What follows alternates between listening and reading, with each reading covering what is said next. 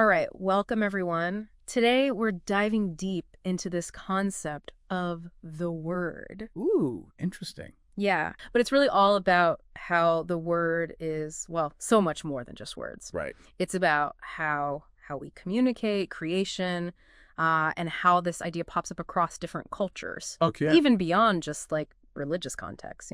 Yeah. So it should be a pretty wild ride. Yeah, talking about how God communicates with us through his word, Okay. not just through like scripture or anything, Oh, interesting. but through Jesus. Yeah, that definitely stood out to me too. Right. It really makes you think about how we all kind of search for guidance, right? Like looking for signs, advice from people we trust, Yeah. or even just like gut feelings. Absolutely. I feel like the word thing, it really taps into that, that need to just understand things, find some clear communication. Yeah. And it's really not a new idea when you think about it. Oh, No, like, think about it. Go back through history. You'll see this in so many cultures, what do you mean? like those ancient creation myths, where the whole universe is spoken into being by some divine word or a sacred sound. Oh, wow. It's like this powerful force, like this vibration that starts everything going. I can see that. It's like the power of language to actually shape reality. Exactly. But what I found super interesting is how the source like directly connects this to Jesus. They describe him as, and this is a direct quote, the radiance of God's glory and the exact representation of his being. I mean, that's pretty intense, right? It is, and it's something that people have been debating and interpreting in so many ways for so long. But what really stands out is that it's not just about reflecting God's glory. It's like Jesus emanates it, Make something really abstract, something we may not be able to comprehend, more real, more tangible, more accessible for us. Wow, yeah, it's like he's bridging that gap between the divine and the human. Yeah. Right, taking something super profound and translating it into a language we can actually grasp. Right. But how does that play out though? I mean, in a practical sense. Yeah. How does this word idea, how does it actually affect our lives? Well, the source, it uses this really beautiful analogy about the sunrise chasing away shadows. Okay. It's saying that Jesus, as the Word, he brings clarity to our lives. Think about a time when you had a tough decision and you felt totally lost and confused. And then maybe you talk to someone or suddenly it's like, bam, you have this moment of insight Oh, yeah, I see that. and the path forward becomes clear. That's kind of like what they're talking about here. So that's how Jesus as the word works, you're saying, bringing clarity, even when we're in the dark. Exactly. That's a great image. It makes it feel so much more relatable, more applicable to our lives. But there's one thing I keep thinking about. What's that? When the source talked about this revelation through Jesus, they keep mentioning the last days. Yeah. What do you make of that? Well, that's where it gets really fascinating, I think, Okay. because it implies that this communication, this revelation through Jesus, it's not just this one-time thing, right? It's part of this much bigger story. Yeah. Like this culmination of how God has been communicating with us all along. Right. And it makes you wonder, what comes next? That's a great question. It's almost like there's this urgency, this anticipation in the source material. Yeah, I see that. Like something huge is about to happen, or maybe already is. Right. But you know what I find really fascinating? Yeah. This whole idea of the word, it doesn't have to be, just religious. Oh, absolutely. I agree. Yeah, like even if you don't follow any particular religion, you can still relate to the power of words. Right. Right. Yeah. Think about a speech that really moved you or a song that captured exactly how you felt. Yeah. Words have this incredible power to inspire, to comfort, to motivate. They can even heal. It's so true. And it makes me wonder, if words are so powerful, what does it actually mean when we say that Jesus is as the word? What is that communication really trying to tell us? That's what we're going to be exploring as we continue this deep dive. Okay. We'll look at how the word goes way beyond just beautiful language or religious teachings. Okay. It's this force, this energy that sustains us, that empowers us, even when things are tough. I love that. So everyone stick with us. We're going to get into some really powerful ideas. It's going to be good. And I guarantee you'll come away with some new insights and maybe even a few questions of your own. Absolutely. Reading through Hebrews, one line really jumped out at me. Oh, yeah. Which one? It says, sustaining all things by his powerful word. It's such a powerful image, Like creation itself is held together by this force, by the word. It's a concept that's, well, it's been around for a long time. Philosophers, theologians, they've all wrestled with it. Yeah. But, even outside of those circles, you see hints of this idea. Really? Yeah, like think about how we talk about language shaping our reality, how it influences our thoughts, creates connections between people. That's true. I never thought about it like that. Yeah, it's pretty profound when you think about it. But how does that translate to something, I don't know, more concrete?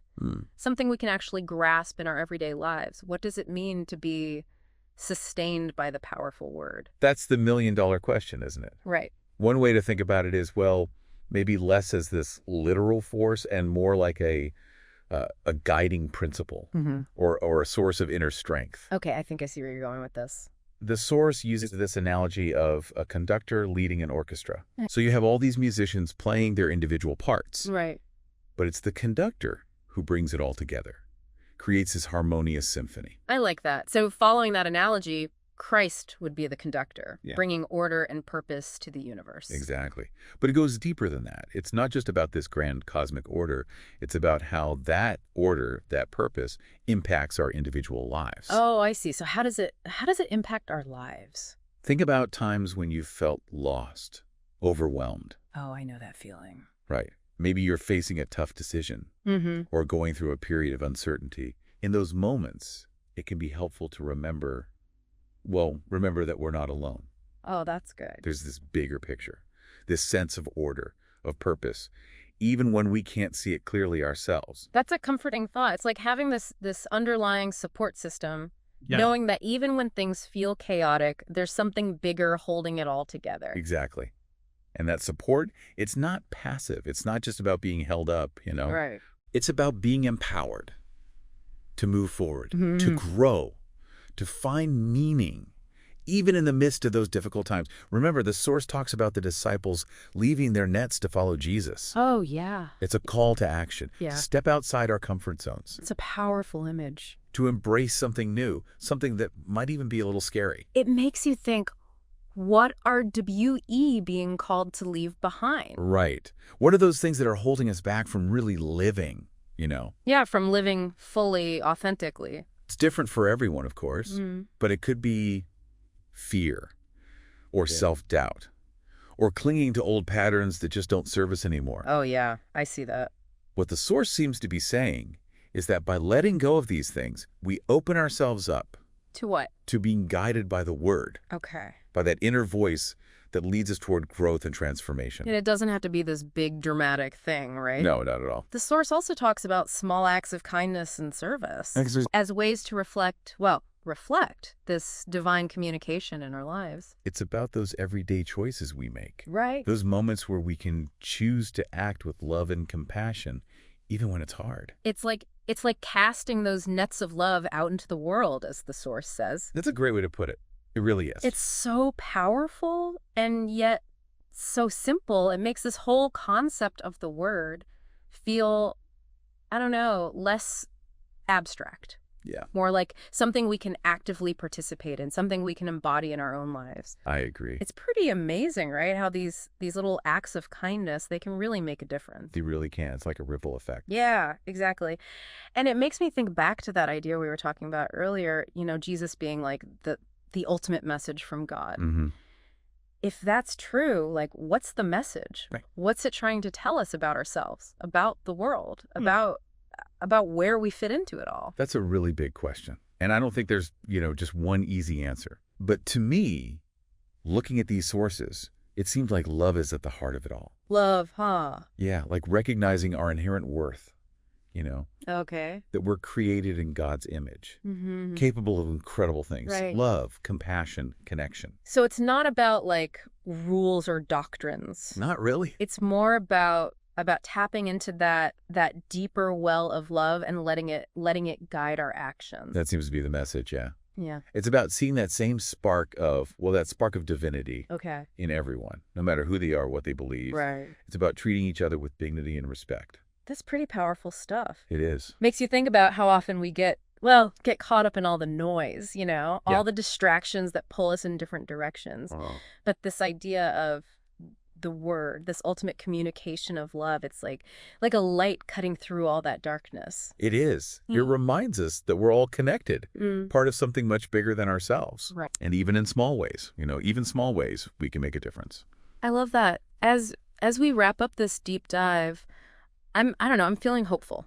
Yeah. Yeah, like we've just glimpsed a different way of, a different way of being, a different way of living. Right. Rooted in love, connection, purpose.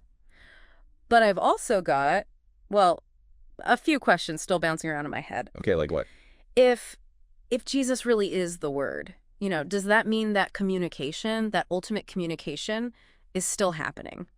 Good question. Still unfolding. What might that look like in our world today? And how can we be a part of it? Those are great questions. And that's kind of the beauty of all this, isn't it? Yeah. This deep dive. It's really just the start. There's always more to learn, more to think about, more to put into practice in our own lives. So true. And you know me, always ready for another deep dive. But for now, I hope this has given everyone some new insights, some fresh perspectives, and maybe, just maybe, a little bit of inspiration.